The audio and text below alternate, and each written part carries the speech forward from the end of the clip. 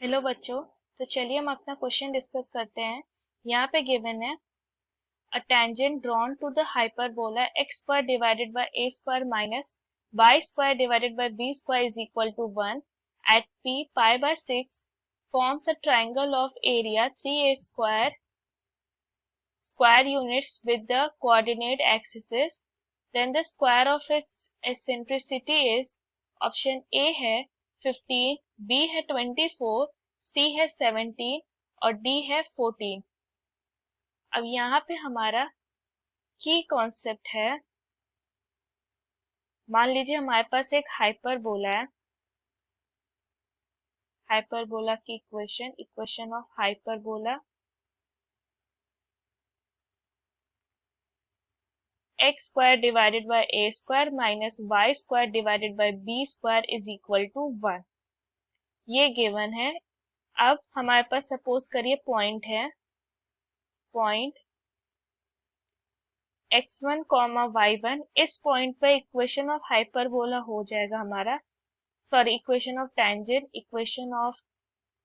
Tangent ये होगा x1 divided by a square minus y1 divided by b square is equal to 1। अब हमारा अगर मान लीजिए कि हमारा पॉइंट P है A sec theta comma B tan theta.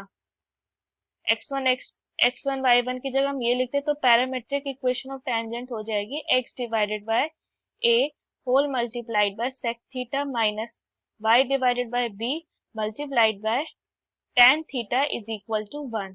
हमारे पास हाइपरबोला की इक्वेशन दी हुई है x square divided by a square minus y square divided by b square is equal to 1।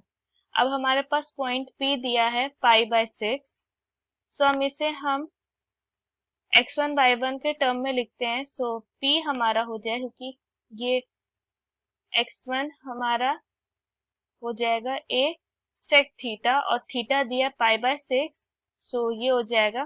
तो यहाँ पे हम लिख रहे हैं a sec थीटा कॉमा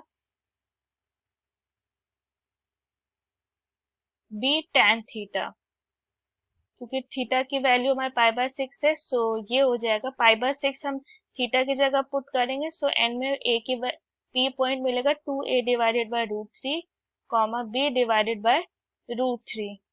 ये p का पॉइंट है। अब यहाँ पर मान लीजिए, सो अब यहाँ पर हम इक्वेशन ऑफ टेंजेंट फाइंड करेंगे इसी पॉइंट पे। So equation of tangent at point P ये हो जाएगा x divided by a sec theta plus y divided by b tan theta is equal to 1। यहाँ पे माइनस है। अब हम यहाँ पे थीटा की वैल्यू पुट करेंगे, पाई बाय 6 होगा, तो एंड में हमारी इक्वेशन हो जाएगी x divided by a whole multiplied by pi by 6 होता है 2 divided by √3 minus y divided by b tan pi by 6 होता है 1 divided by √3 is equal to 1। इसे हम इस तरह से लिख सकते हैं x divided by √3a divided by 2 minus y divided by √3b is equal to 1। अब यहाँ पे क्वेश्चन में दिया है कि tangent forms a triangle of area 3a square units with the coordinate axis.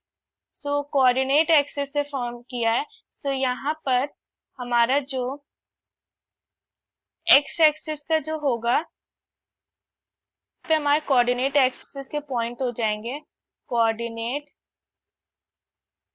Axis point. अब हमारा x एक्सिस पे होगा, x एक्सिस पे y 0 रहता है, तो ये होगा √3a divided by 2 0 and y axis में x हमारा 0 रहता है, सो ये हो जाएगा 0 √3b माइनस √3b। ओके, ये हमारी कोऑर्डिनेट एक्सिस हो गई। सो अब हम अपना एरिया फाइंड करेंगे। Area of triangle. अब यहाँ पे हम अपना चलिए फिगर ड्रॉ करते हैं। सो ये हमारा कोऑर्डिनेट प्लेन हुआ, ये हमारा हाइपरबोला हुआ। अब हम यहाँ पे टेंजेंट बनाते हैं। सो हमारा जो टेंजेंट होगा वो ये होगा,